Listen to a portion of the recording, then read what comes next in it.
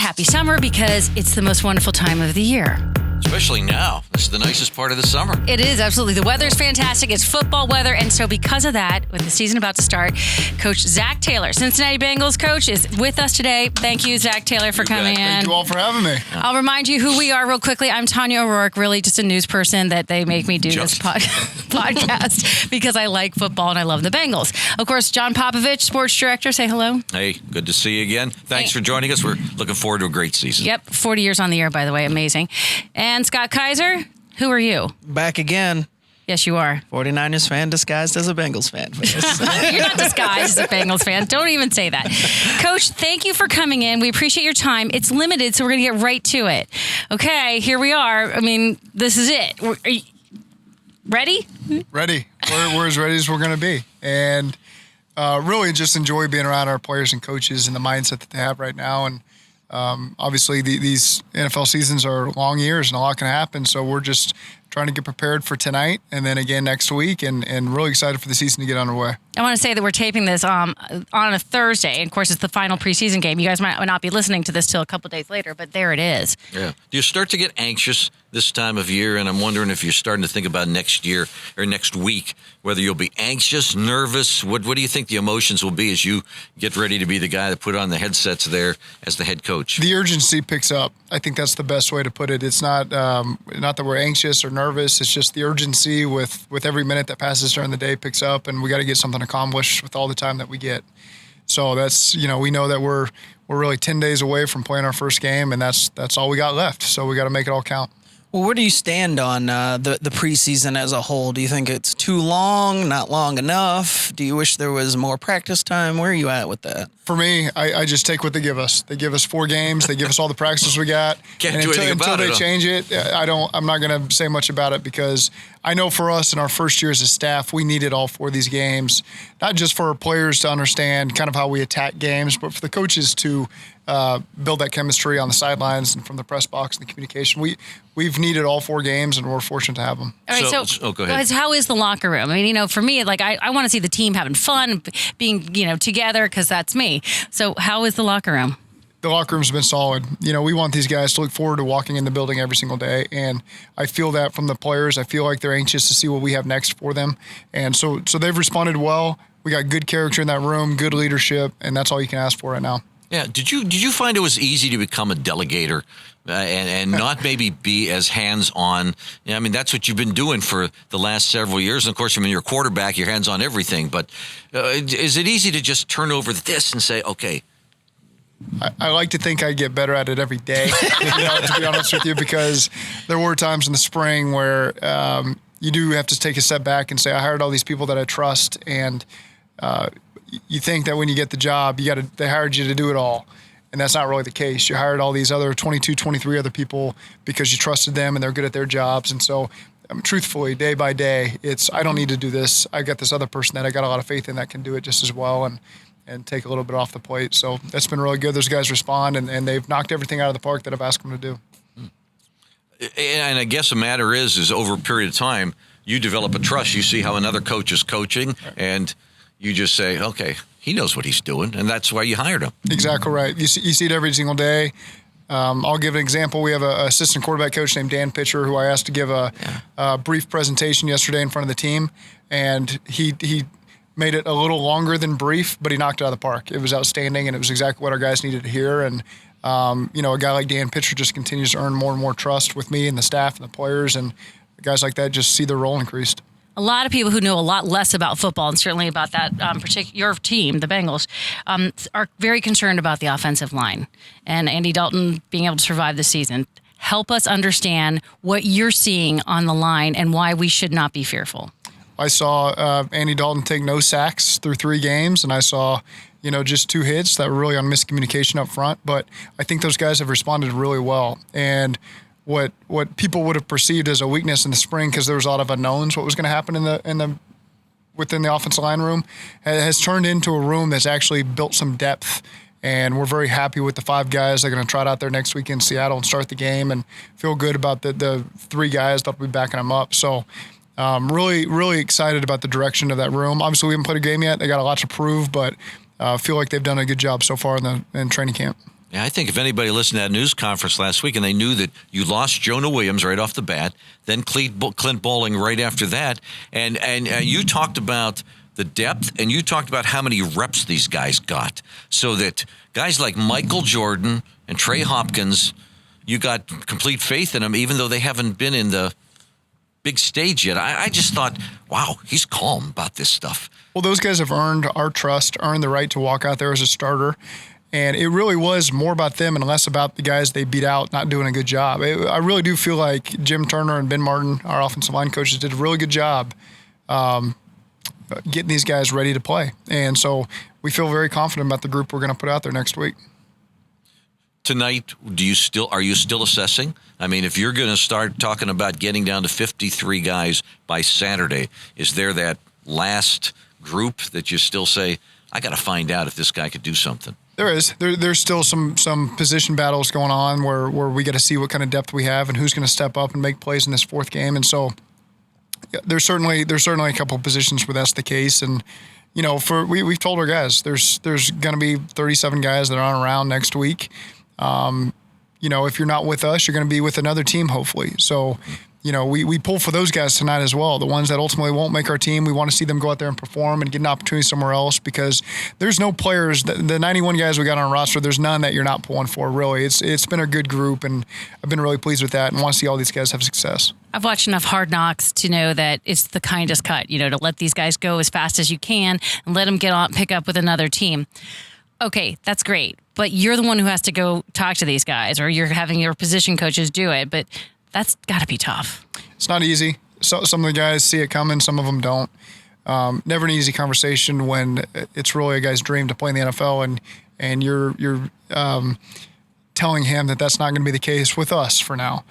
And so, but it's part of the business. It's happened to most of us as coaches. Yeah. Most of us, I've been fired. I've left to go get new jobs. I've also been cut as a player. So we all really know what it's like to be in those shoes. And so it's part of the business. Do most guys actually kind of know if they're measuring up, or that there's guys better than them? Is it usually a big surprise? Or I like to think that we're pretty honest with where our guys stand and what they need to improve on and what they're doing well. Not necessarily, hey, you're getting cut tomorrow if you don't play well tonight. Those aren't the conversations. So some guys do get surprised by that because they don't understand the numbers game. But for the most part, I like to think that our coaching staff has done a good job of giving these guys an honest assessment of what we think of them as a football player. When I talked to your defensive coordinator, Lou, at the media luncheon, he talked about that training camp is a little incomplete in a way that you still don't know if guys could make a tackle, because you don't hit very much. Right. And he says it's the exhibition, the preseason games, that you really find out something. And I'm kind of wondering, especially defensively, did you start to find out certain guys whether they can play, whether they can get in the action and do the things? You do. You see guys stand out. The first game is always sloppy from a tackling standpoint because Lou's right. We don't tackle a lot in practice. We protect our players. They do one-on-one tackling drills, on dummies and all sorts of stuff like that, but not with other players necessarily. So the first game is usually sloppy. Second game is better. The third game, it's much improved. You see guys like Ryan Glasgow up front, he's got a couple years in the league now, defensive lineman. You get to see a big guy like that really step up on 3rd and 1 and make plays, and you don't always get a chance to see that in practice. And so you need the game reps to evaluate those guys, and a couple of them have stood up and made a good role for themselves. Back to the conversation about cutting guys. Is it a little different when you talk to the guys that you're hoping to slip through waiver wires to make the practice squad versus the guys that you're like, all right, well, you're not practice squad eligible anymore, so, we'll see you around? You treat them all the same. Mm-hmm. Obviously, you treat them all with the same respect, but the conversation can go 2 different ways with guys that, maybe you do envision coming back in some capacity and some that don't. And that's really all I can say about that one. Gotcha. There are so many names on this team, the Andy Daltons and the A.J. Greens, people that we know, they're household names in Cincinnati. But there are surely a couple guys that you've watched over the spring and the summer that might be the names that are going to stick out and that we don't really know well. Who are those guys? Sam Hubbard. Mm-hmm. He's one. You guys know him well because he's from here and he played Ohio State. But we followed him all season last season. I think from a national perspective, he's maybe not a name that's been on the radar, and he works his tail off. He's a guy that says. You expect him to have a big year? Well, I do. He's stepping into more of a leadership role. He's a young player. He's a second-year player. I knew of him before, even as a quarterback coach, because he was potentially going to be a Ram if he didn't slip past the Bengals. And so I knew that he was on our radar as I kind of went on our defensive staff for him. So the name always stuck with me. But he's just a guy who works.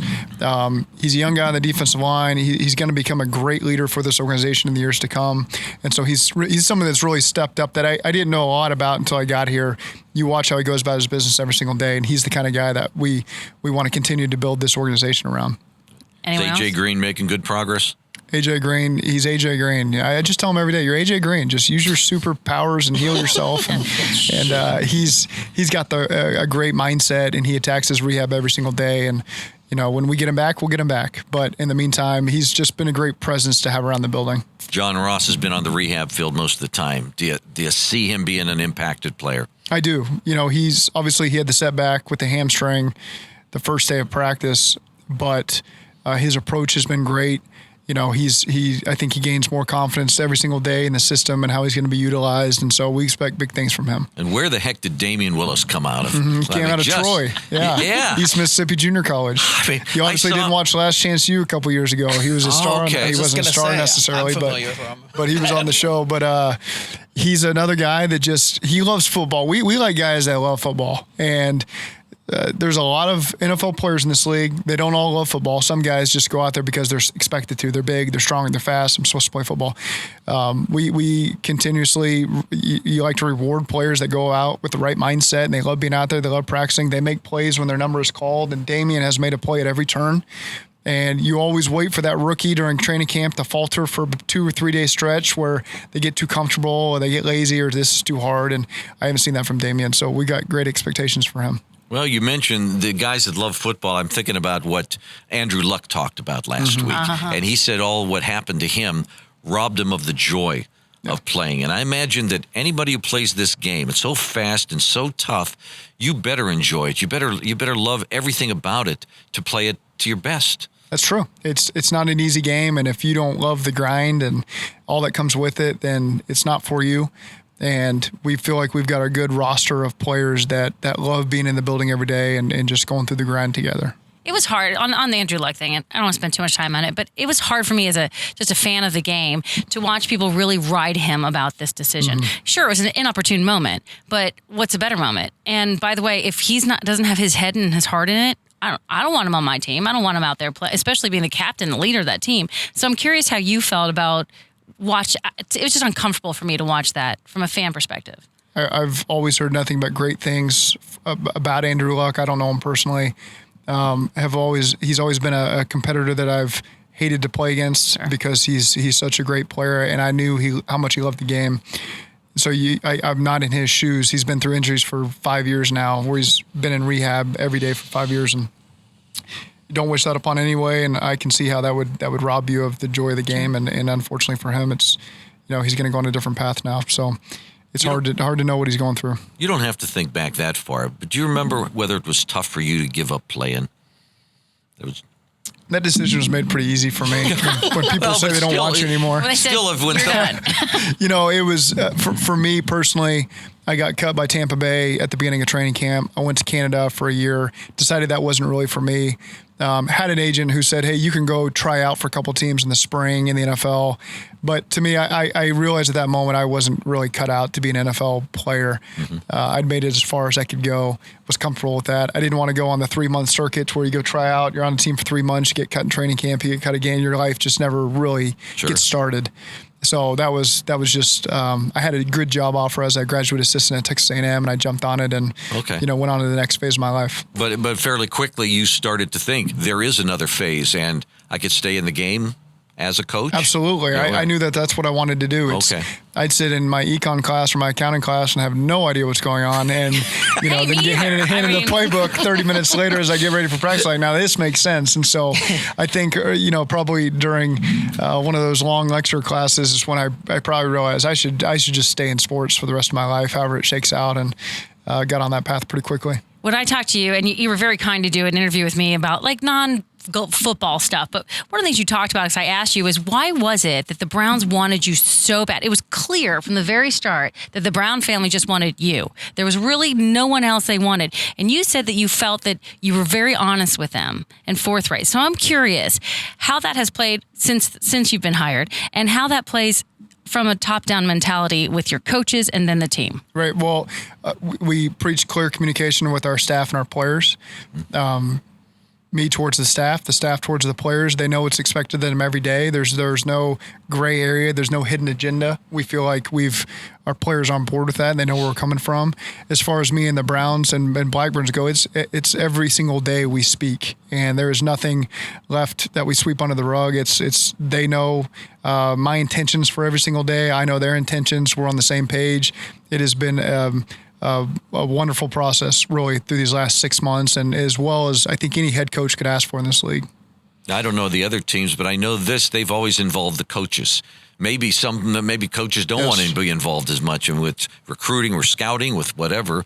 Coaches are an important part. Well, the staff we have embraces that, and I can't speak for coaches on other staffs, but I wouldn't want it any other way. And I think you would talk to a lot of coaches at other organizations that wish their ownership was involved on a daily basis and didn't listen to everything that was going, all the outside noise in the world. And they're in the building. They see what's going firsthand. They're at every practice, every walkthrough. This is their business. And I wouldn't want it any other way. To me, it's the perfect marriage. And so it's been a great process so far. When you took over, where did you immediately see deficiencies that you wanted to bolster? Was that like in the training, strength training, workout facilities? Was there stuff that you immediately laser focused on and said, this needs to change? I wouldn't call them deficiencies. I'd just say it was different. I maybe just had a different approach than ways things had been done before. That's not good. That's not bad. It's just different. And so, I wanted the players to feel that it was different when they walked in the front door. That was a change we made to the first hallway when they walk in by the cafeteria. It's different. And I just wanted them to feel that when they walked in. How's it different? Lighting, graphics, TVs, just wanted them to feel that energy when they came in. And, I want the energy. I guess energy would be the buzzword that I would use. Is I want these guys excited when they come in, and when they hear the coaches talk, I want them to feel our energy as well. And so, that's been one of the goals, whether that was, I don't want to say it's the same or different. That's just what we wanted when we came in as a staff. It's clear the Browns and Blackburn family wanted energy, and they went in your direction specifically for that. And you come from the Rams, where it was quick, it was energetic. So are you bringing? Obviously, you're bringing some of that with you. I was affected in a great way by Sean McVay and the way he ran that organization, and I think that's what made it easy when I interviewed with teams, because I believed in what we did in LA, and I believe what we're doing here.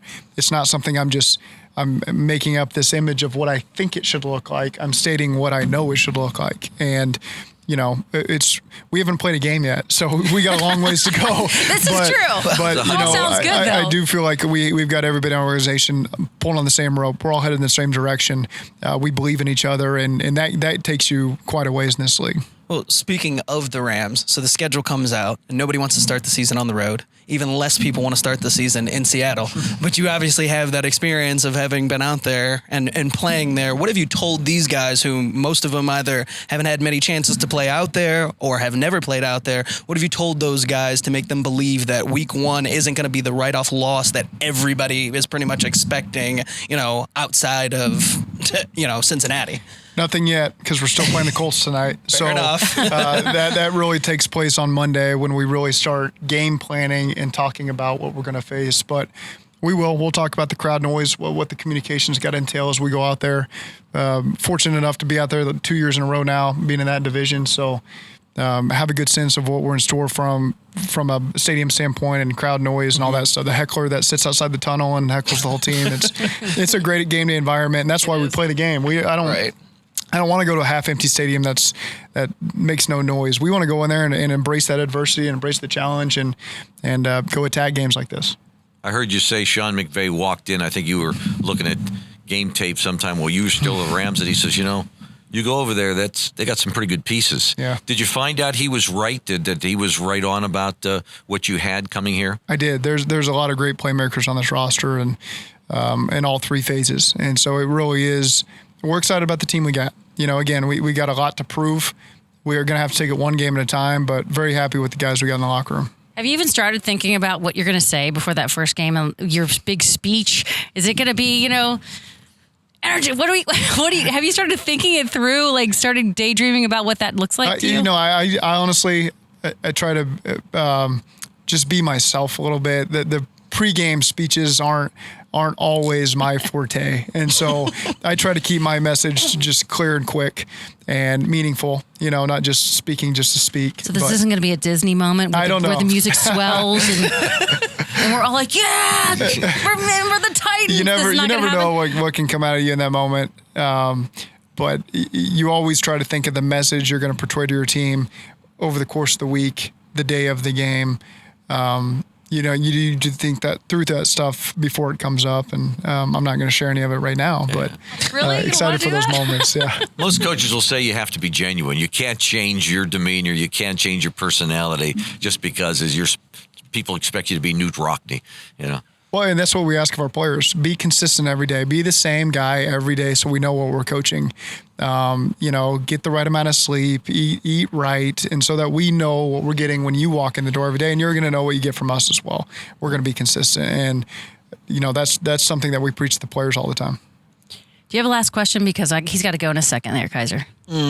Nothing that jumps out at me. All right. They're all NFC West related questions. Just wonder, have you and your family settled into Cincinnati real well? Have you found out? I mean, school has started and everything. You got a bunch of kids already, so.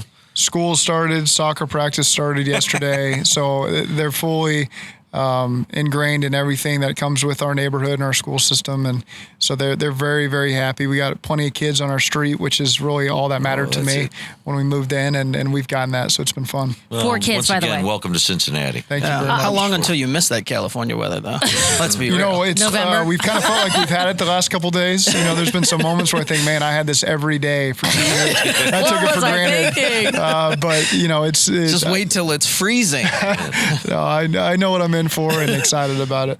Just a quick plug, because he did do this nice interview with me. It's airing tonight, which is this Thursday. So if you've missed it, it'll find it on WCPO.com. But one last thing, because you talked about not wanting to play in a stadium that's empty. You want to play in an energetic stadium, a place that's loud and exciting, especially, I'm guessing, when you're home. So talk to the fans for a quick second. Then make this our last thing. You've got to get going. You've been so generous with your time. But we haven't had a new coach here in 10 years. And so what do you want to say to those fans out there who are sort of like, I don't know, they're just hesitant. They're Bengals fans, but they're frightened. It's our job to bring them in. It's our job to put a good product on the field. Week 1 at Seattle, week 2 when we host San Francisco for the first game at home, and the fans to buy into that. Hey, this team knows what they're doing. They're disciplined. They play with great energy. They're exciting to watch. That's our job to get that done. And so the fans I've engaged with seem very excited about the season. They talk about the Steelers a lot. I've come to realize around here. That won't ever change. But we just feel like we control, our motto in the building is it's about us. We control what's inside the walls of our building. And if we do things the way that we know we can do them, it's going to bring the fans. It's going to bring everything that comes with that. And we just got to do our job one day at a time. Deal. All right, Coach Zac Taylor, thank you so much for your time. Really appreciate it. Houday. Are you saying Houday in your sleep now? I say Houday more than I thought I would before I ever got to the Bengals. So. You've embraced orange and black, have you? If it's a good season, that means you're hearing it a lot.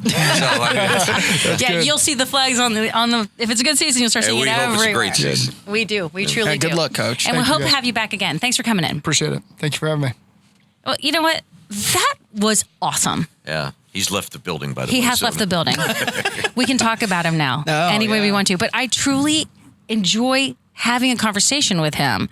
It's just different than what we were used to, right? Well, I wasn't kidding. When I watched this news conference, it was about a half hour last week, and I have to think other people from the media were just sitting there gasping because there was so much information. He was telling us things that we haven't heard from a coach for a long open kimono. time. It's just crazy, right? Yeah, it really is. And he just seemed to be, if he didn't have the information, he told you that. He didn't leave you guessing. I don't want to cast aspersions somebody else, but the fact is he was very open. Now, whether that'll continue will be very interesting. It'll be interesting to see how he They're going to face evolves. adversity at some plays, whether it's early, late, who knows, and whether he's going to be as open. But, he's fresh air. What'd you think? I I just couldn't get past how genuine he seemed. Not that past coaches haven't seemed genuine. He just seemed like, hey, look, this is what this is who I am. This is what we're going to do.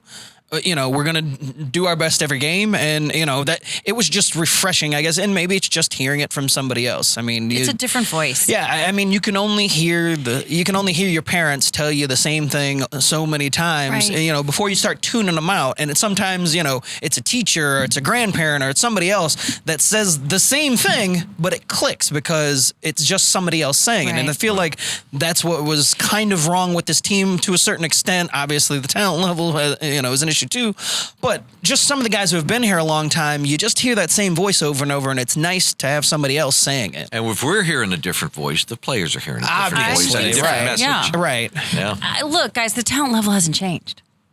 And that's really the bottom line. It's like no matter how good everything sounds and how good, the fans and we feel just from a perspective of it's something new and fresh, talent still wins games. And so, when you look at the talent on this roster, it hasn't changed all that much. They've gotten older.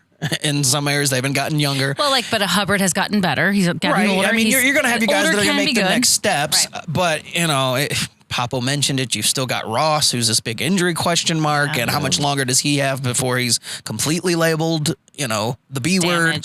So there's a lot of question marks after a head coach that still aren't answered and won't be until, the actual pads go on. I'm looking forward to seeing the attitude of this team as they take the field. I mean, you kind of, you're at the stadium. When they run onto the field, you kind of know, they're ready, or they don't seem like they've got the energy. So he talks a lot about energy. He talks a lot about quickness, and I just think that's. I'm going to be interested to see how that goes. Well, and that's why I hope that first home game, when they first come, that there is a big crowd and a loud crowd. Yeah.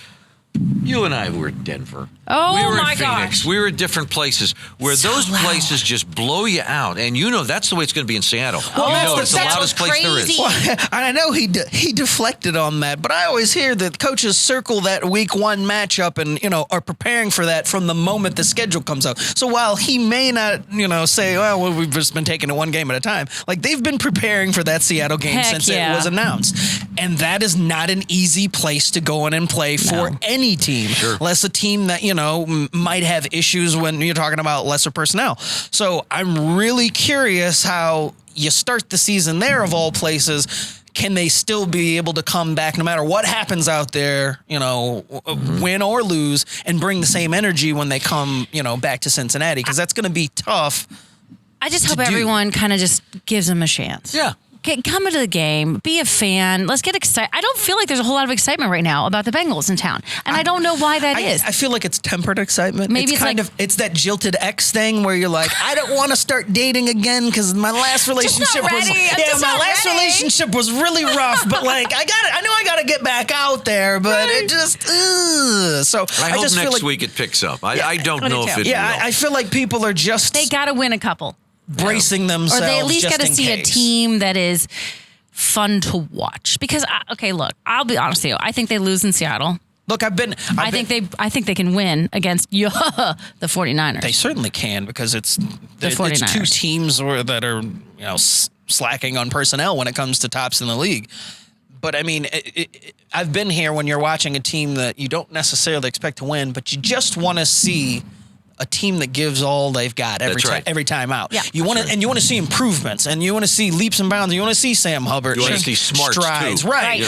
No penalties and stuff like that. There's wins that you can take out of every single game that might not matter in the win column, but when you look at the big picture and you look at this, the franchise moving forward, there's things that you want to say is all right, that is what Zac Taylor brings to this team. Is that they're better in this area, and now they've improved in this area, and once they get the personnel, then as a whole, it can come together. Okay, but remember in Marvin We Trust? I mean, the banners that were all over. It was big.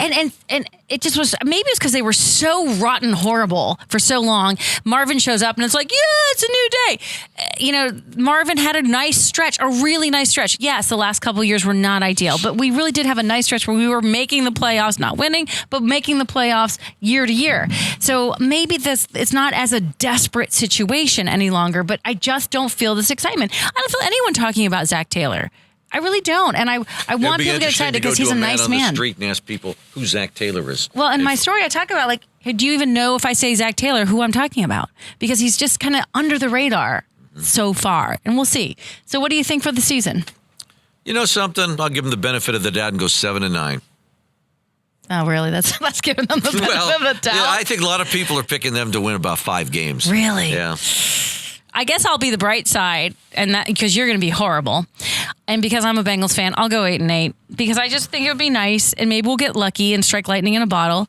Oh, stop it! Someone has to. That's fine. And if you know it's going to be me, that's fine. I mean, hope. The 13th man representative eternal. has to be positive, but I was more positive going into last season, just from a personnel standpoint. I mean, I think they'll play better, but wins wise, I can't give them more than 4. Really? You're without your best playmaker. This is a make or break season for Andy, and there's just so many question marks across the board at other spots. Line. When you're looking at it right now, it's like, who is their best player on the field when you take away AJ Green? I mean, Mixon. Yeah, I mean, Mixon and Boyd are 2 names that are, Boyd. but they're Osama. still right. I mean, and those 2 being your 2 best. I mean, they're still slightly unproven from the fact that this is their 3rd year for each of them. Yeah. So I mean, they can not necessarily, they're not proven commodities all the way.